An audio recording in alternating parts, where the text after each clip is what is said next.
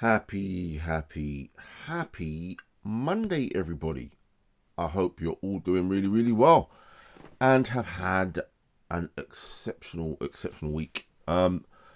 It's 6 o'clock. It's Monday, so it means it is the Monday snack. Hope everybody is really cool. Right. I have to remind myself to say this. So for those of you that aren't watching live, for those of you watching on YouTube on catch up, please, if you fancy it, please do subscribe. And also, if you could also hit that notification bell for me, just to help things with the algorithm. Do all the bits that you're supposed to do. All you sort of internet savvy folks know what you're meant to be doing. But anyway, this week I have a wonderful guest, very, very fine gentleman. The gentleman's name is Gabriel Piers-Mantell. We had a very, very good, very cool conversation. And, later on, you're going to see just why he completely had me stitches. I laughed so much. The Tour Life quiz this week is a thing of beauty. It is truly, truly a thing of beauty. But first up, we got into some history and some other bits and bobs. You can get to know a bit about Gabriel if you check out this. Here we go. Okay, people, today I have with me another very gifted human being. He's an amazing keyboard player, programmer, MD, does all this kind of stuff. It is the one and only Gabriel Piers-Mantell. Gabe, what you saying? How you doing? Mate, what an intro. That's the confidence boost I've needed, man. Thank you. Mate, it's all part of the service. Really, really cool to have you. And thanks for doing this, man. Really appreciated. So you, right, we met relatively recently, doing a very cool little corporate gig we do. And so when that happened, I was totally, that first gig we did, right? There was a section of the gig, you did this stride piano thing. Yeah. I was sat behind the kit going, oh my goodness, what the heck's going on? In a good way. What's he doing? Yeah. In a definitely good, it was blinding, absolutely blinding, unbelievable. Thank you, mate. So I was before that point, I had no idea you existed, mate. I was just like, who's this dude? I was like, who's this guy, man? So yeah, really gifted pianist. Thank you, man. That stride thing was unbelievable. And as we've worked together subsequently, I've just noticed you've got a real handle on the jazz thing, like the straight ahead thing, the more contemporary jazz thing. You've got some classical chops, you've got the pop thing going on, you've got the R&B thing going on, you're programming, you're doing all this stuff, which is a pretty impressive thing. So you've worked with Ward Thomas, right? You're MD for Ward Thomas. Yeah. You worked with people like Mel C, Peter Andre, John Newman, Nona Hendrix. There are a few names I saw online. So you've been doing some stuff, right? But for those people that might not be aware of you, right? Could you tell me a bit about? I want to know a bit about your musical history, to sort of see how that kind of formed all this myriad of all these other bits and bobs you're doing. So how did it all start? What's the whole musical thing? Tell me about it. I started playing piano young and had sort of classical lessons and sort of from about the age of 7, and then I went to my local kind of comprehensive school, and from there I started doing jazz piano lessons with a teacher from Wells Cathedral Music School, which is like a specialist sort of music school for sort of young kids, and I ended up getting a scholarship there to go basically to play in their big band. They needed like a piano player who could kind of improvise and kind of that sort of thing, and it was predominantly like a classical school at that point. So I basically managed to sort of get lucky because they needed that. So I went there and did like a sort of jazz piano scholarship. That was like when I was like doing my A-levels, and after that I went to art college. So I did special effects for film for 4 years, really randomly kind of.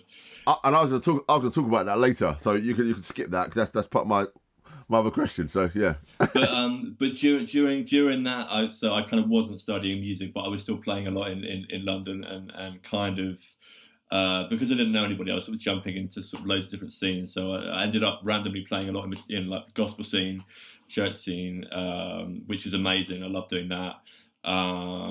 Yeah, anybody that had me really, and a lot of it from that point was kind of me teaching myself. So I was kind of largely self-taught, really. Apart from those 2 years, I had a big period when I lived in Brighton where I just kind of went back to basics with the jazz piano and kind of retaught myself all the kind of building blocks, and yeah, really sort of spent a year pretty much doing nothing but playing, reteaching myself jazz. So it's been a funny route. So you had a little bit of school with the scholarship thing, the classical thing. Yeah. But from the jazz perspective, that was largely sort of self-discovery. Is that what you're saying? It was. That's pretty much what I'm saying. Yeah, I had a kind of like a basis in jazz for like a couple of years, and then when I went up to London, I was doing my degree, full of confidence because I come from this kind of this young music school where I was like the only one of like 2 or 3 jazz piano players. So I was just like, man, I am fantastic at jazz piano, and I went to Ronnie's and sat in. And had a traumatic time. Wow. And, like a lot of young players do, I was just like, man, I really don't know what I don't know, you know. And so from that point, I then was just like, I need to get my building blocks together, really kind of, because the thing with jazz, as you know, is that if your kind of foundations are ropey, then it doesn't matter how kind of great your technique is. It's kind of hard. You can't talk the language, you know. So I kind of spent a year pretty much just like locked in my room, trying to sort of reteach myself all the kind of fundamentals of jazz. Yeah. When you sat in at Ronnie's and got burned, right? what age was that? When was that? How old were you then? That was about 19, 18, maybe 18, yeah. To me, that's a scary thought. Yeah, it was scary, mate. But that's also, it shows you how kind of, what a confident young chap I was. Because, I think when you're that age, you're just like, I'll be fine, you know. I wasn't afterwards. Yeah.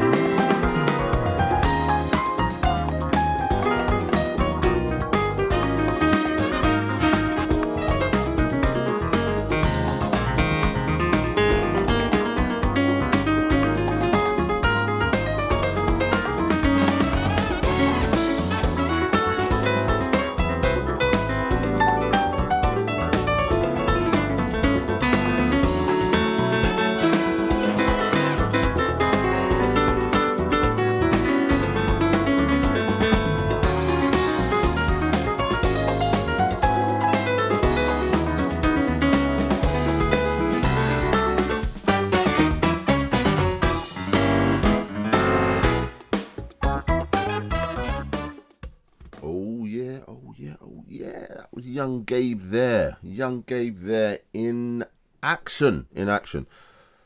Let me say hi to some folks. Now, I've been getting in trouble the last few weeks, so I'm going to start by saying Mrs. S is in the house. I've got it out of the way.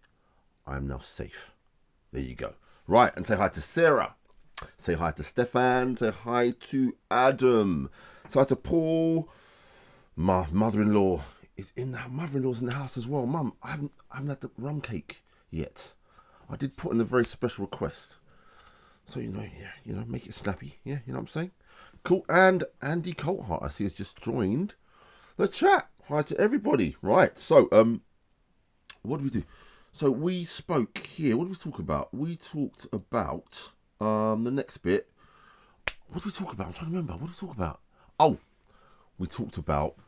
hold on. Before moving on, Anita's just joined the chat. Anita, you've joined the chat, Anita, but there is no menu. There is no menu on the chat. You know that's sort of a prerequisite. So hopefully that will be rectified before too long. Right, anyway, as I was saying, in our next bit of the conversation, we was speaking about Gabe's work as an MD and how he kind of finds it, and there was a couple of funny bits in here as well. So check this out. Here we go. When did the MD stuff start, and was that a natural progression for you as well? Yeah, I think it was. Yeah. So Man, it's hard to kind of know where it started, but I think it was a route. It was something that I kind of seemed to keep falling into, which I think about now, and it makes me worried because I don't like the idea of being some kind of bossy guy that's just like enjoys doing that. And hopefully I don't think I'm like that, but there's always a bit of a fear because I hate that. Like, I think most musicians hate the idea of somebody kind of throwing their weight around and stuff. But I think in a few bands, I'd kind of unofficially ended up sort of chairing discussions, and I kind of feel that sometimes all it really takes is like somebody to just kind of mediate conversations.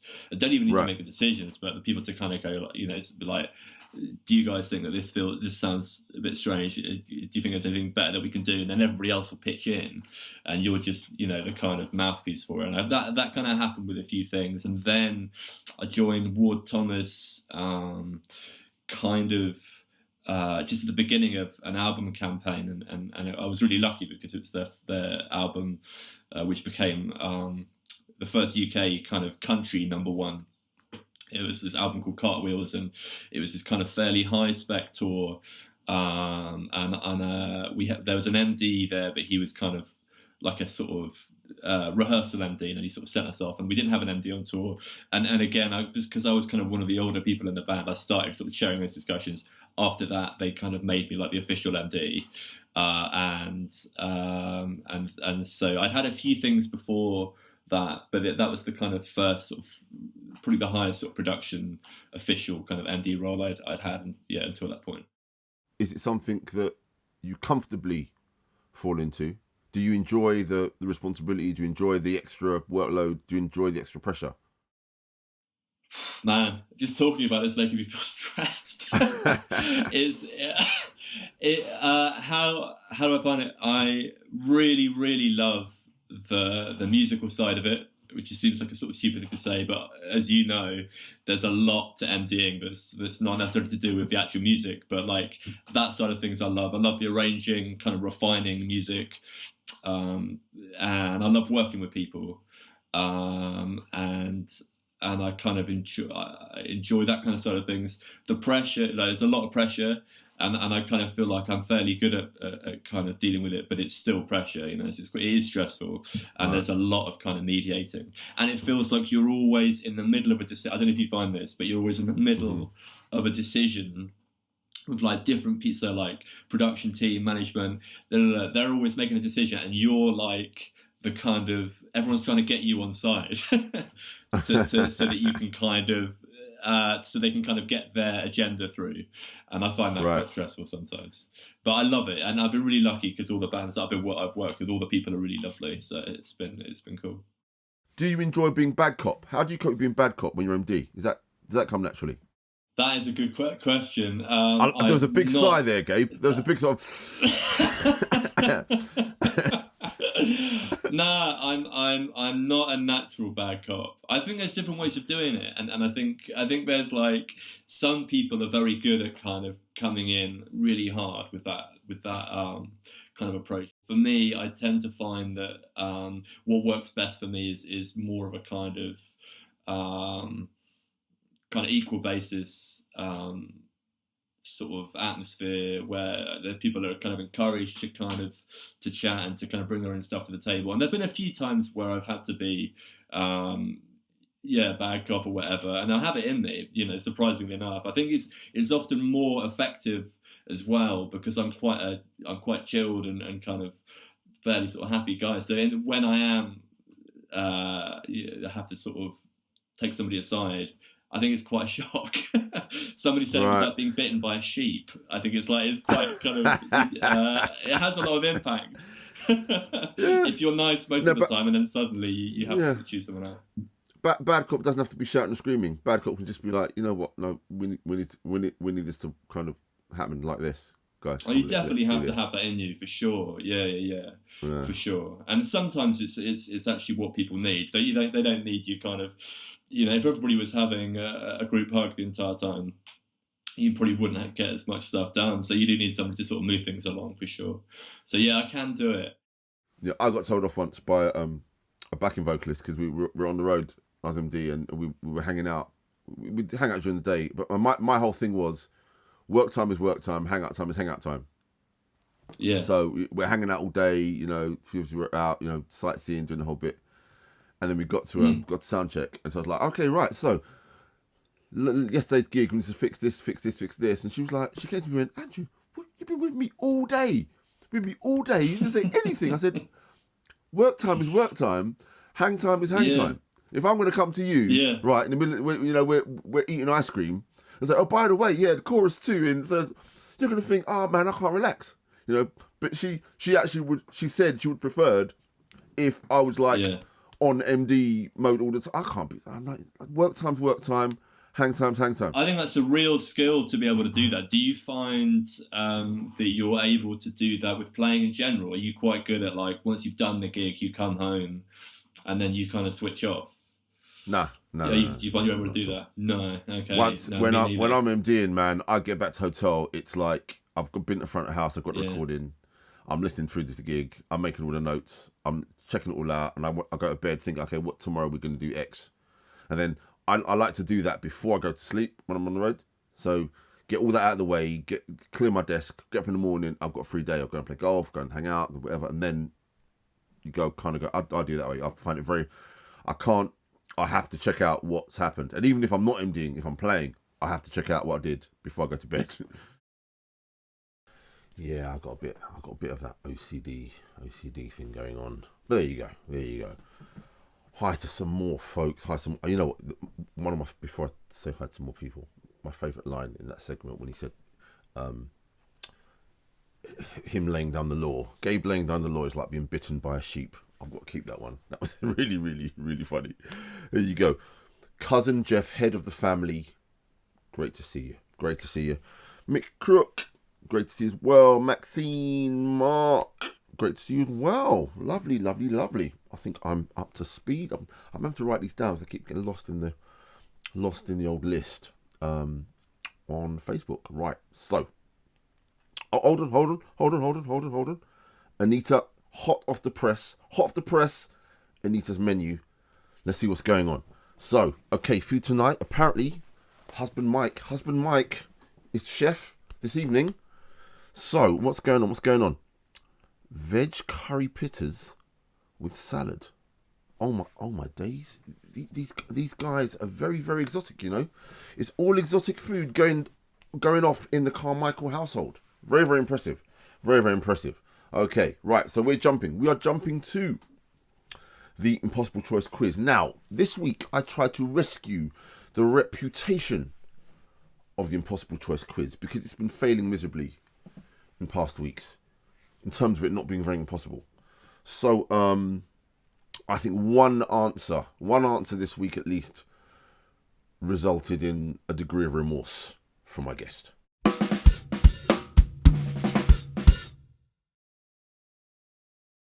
This is the Impossible Choice quiz. Now, last week I was very unsuccessful.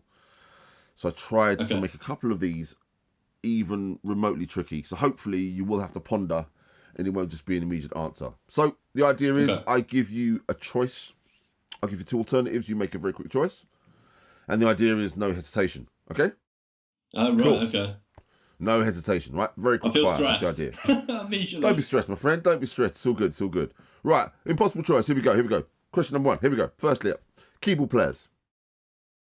Corey Henry or Herbie Hancock? Corey Henry.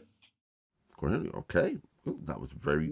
I thought there might be a bit of a ponder. But I would say Corey Henry on organ. Oh, no. There's no qualification, my friend. Sorry. Okay. No qualification allowed. Man. Sorry, we just dive straight in. Sorry. Okay, next. So, which one of these two albums do you wish you played on? Right. I'm looking at it now. It's quite easy, I think. But anyway, which one of these two albums do you wish you played on? Right. Purple Rain, Prince, or Off the Wall, Michael Jackson. Purple Rain. Purple Rain. Yeah. Purple Rain. Rather than Off the Wall. Oh wow, that surprised me. That's good. I like that. Yeah. Good. Yeah. Okay. Right. Which one of these two artists, if you had the opportunity to play with, would you pick? Okay. Erykah Badu or Jill Scott? Oh. That is hard. Oh, man. Quickly. Erykah Badu. Erykah Badu. Good. Like Yeah. at least one work this week. Right. That was designed to be a ponder. That's good. Right. Okay. Piano players. Again. 2 Michelles. Michelle Petrucciani or Michelle Camilo. Michelle Camilo.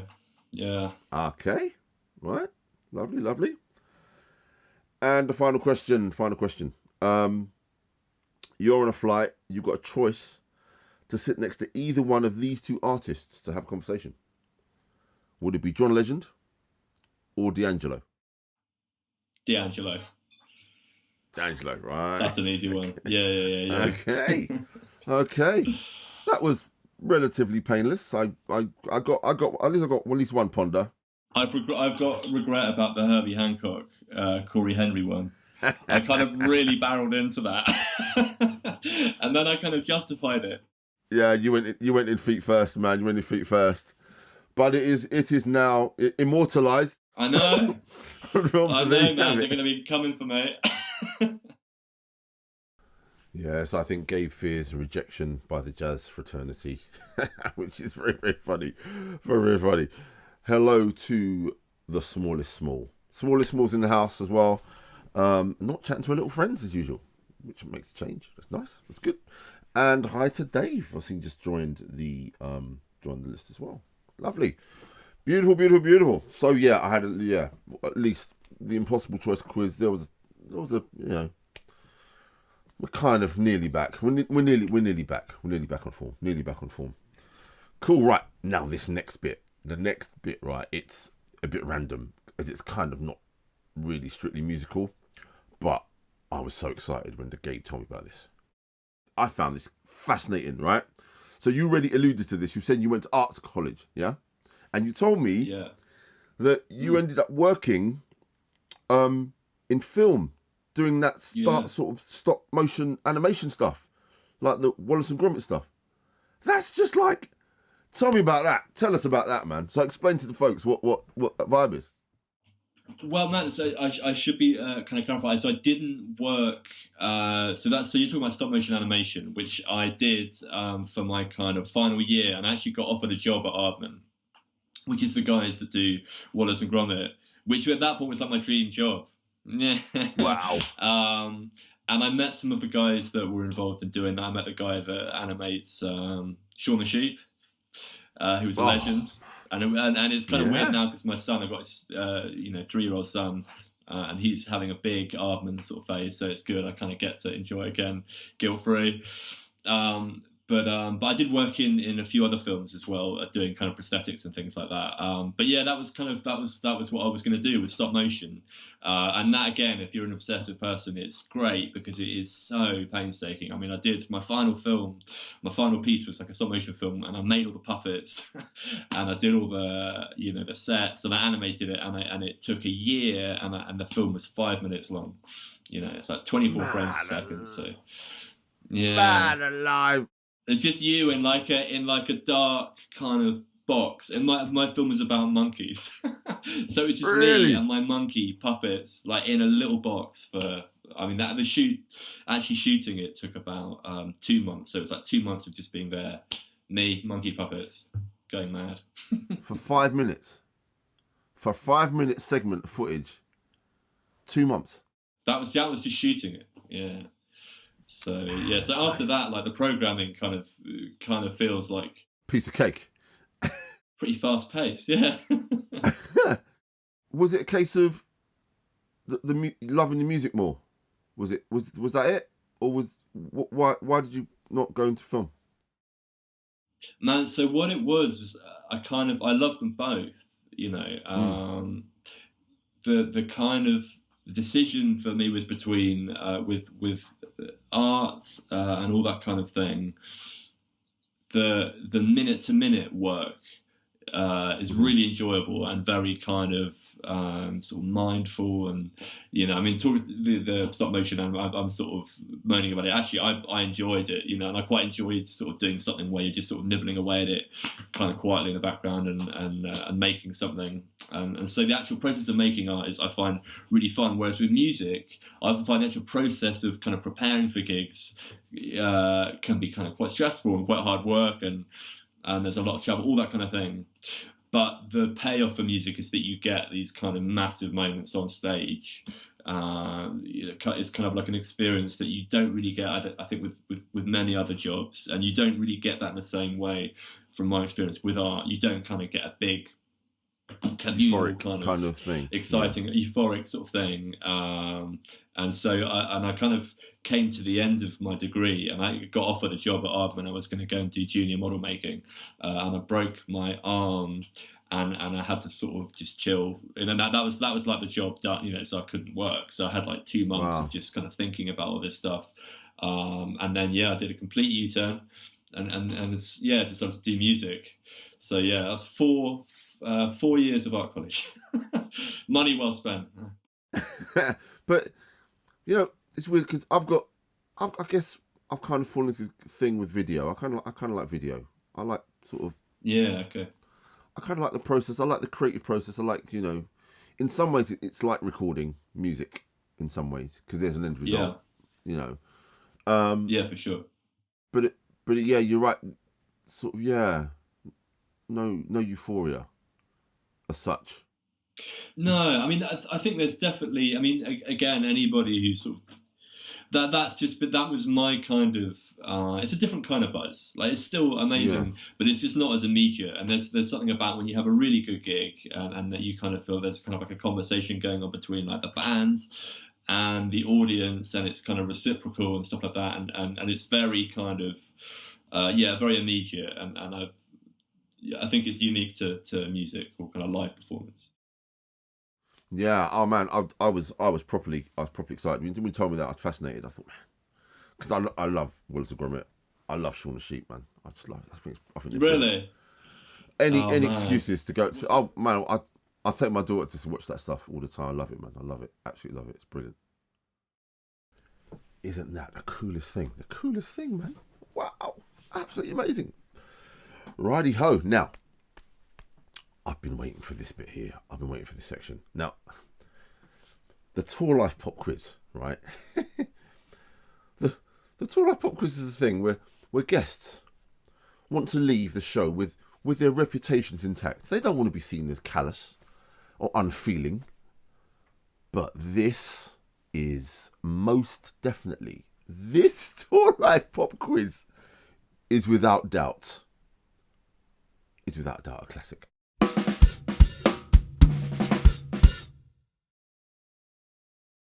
Right, so we're down to the final quiz, my friend. We're up to the final quiz.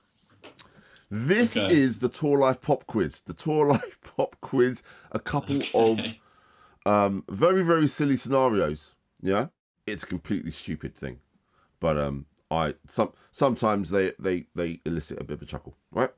So, okay, here we go. Here's the first one. You've just completed the final show of a year-long arena tour with a major established artist. He's an industry institution, right? It's been in the business for decades, sold millions and millions of albums, yeah? It's been a really successful tour for you personally, right?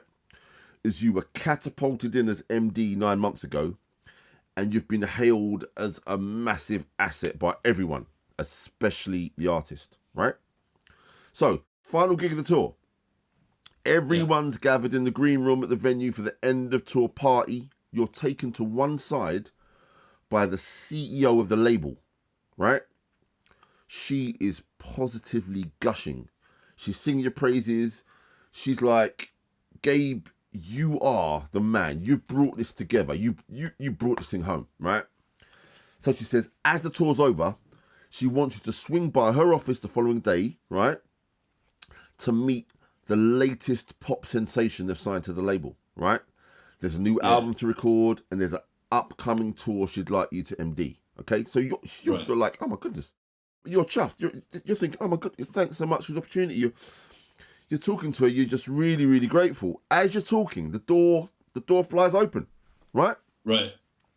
Your current boss, he bursts in with his manager, and they make a beeline for the CEO. So you're all standing there. Massive argument happens. Yeah.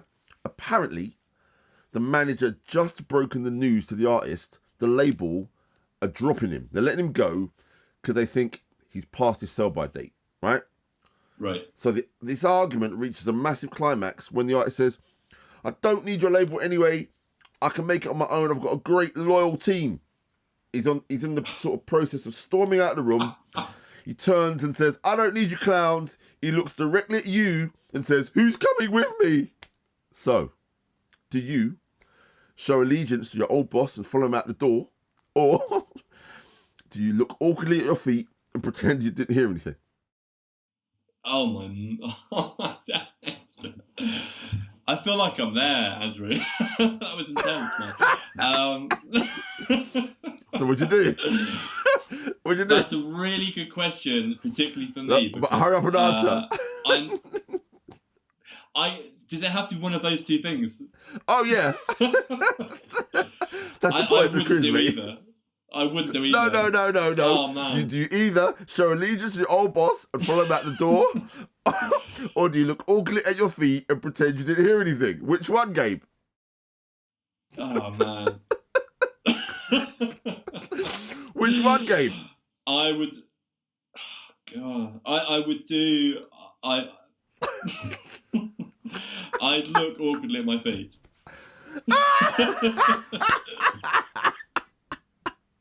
I love it.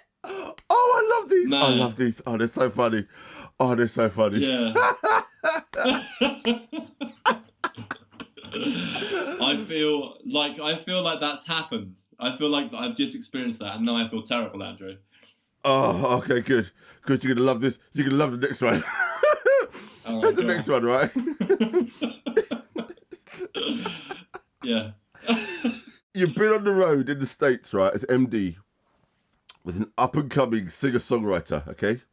He's touring in support of his first album. It's been getting decent reviews, but as a whole, the project is still a little undercover. It's appealing to a niche, but normally a really enthusiastic fan base, right? So he's a relatively new artist, yeah? So you've played a big part as the MD building up his confidence, yeah? And he's come to rely on you quite a bit, okay? So the tour rolls into Nashville because that night's gig is at the iconic Ryman Theatre, right? So soundcheck goes well. Artist is normally, it can be a little bit, nervous at times, but he's feeling great. He's feeling ultra confident. He says to you, I want to see you in my dressing room, right? So on your way up to see him, you overhear the promoter and the manager saying ticket sales are terrible for that night's show, right? It's going to be like a graveyard.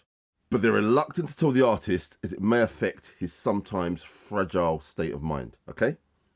So, you get to the singer's dressing room and he says he wants to get your opinion on changing up the set list.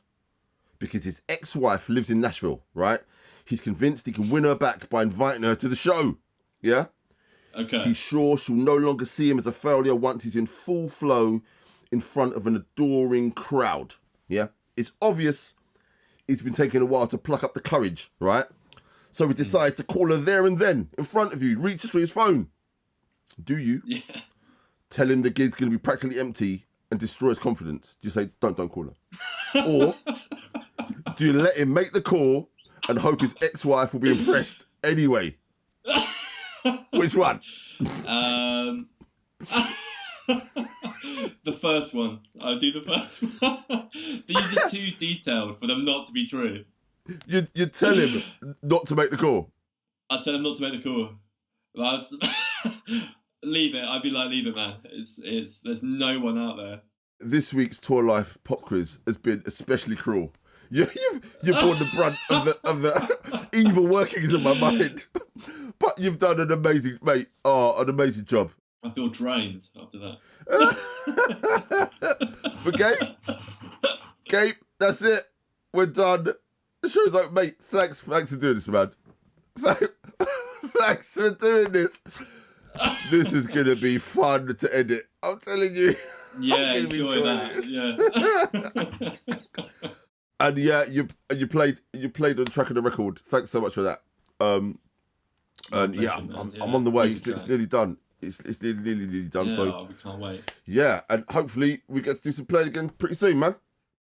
Oh man, I hope so. Yeah, it's gonna be emotional. Yeah. No more tour life pop quiz though. That's once was enough. So mate, take care. See you soon, man. Yeah, you too, brother. Take care, man. Oh man, that first question. Oh my god, that first question. You could see, right? Gabriel he just wants to be liked universally. He just couldn't bring himself to just completely just abandon his whole. Oh, that was so funny. That was just so funny. Oh my gosh, that's so funny, folks. That is the show. Thank you all for joining me yet again for universal nonsense. Yeah. As per usual, my website is andrewsmall.net. Yeah, my first album, What Happens Now, is available in all the usual places where you get your music. The new album is really, really close. I'm ultra excited. Yeah. My social media handle is Andrew Small Drums. That's Facebook. That is Instagram, and it's also YouTube. I will be uploading this episode to YouTube again later, where you can watch it in its entirety, as well as all the previous episodes as well. Man, I might have to check this one out again because that was pretty funny. That's pretty funny. If you are checking this out on YouTube, please be nice enough to add a little like and maybe even subscribe. Help me with the algorithm so that YouTube shows me some love. So people, that is the end of the show. Really great to have you, and I will see you again next time with another wonderful individual. Take care. See you later. Bye bye.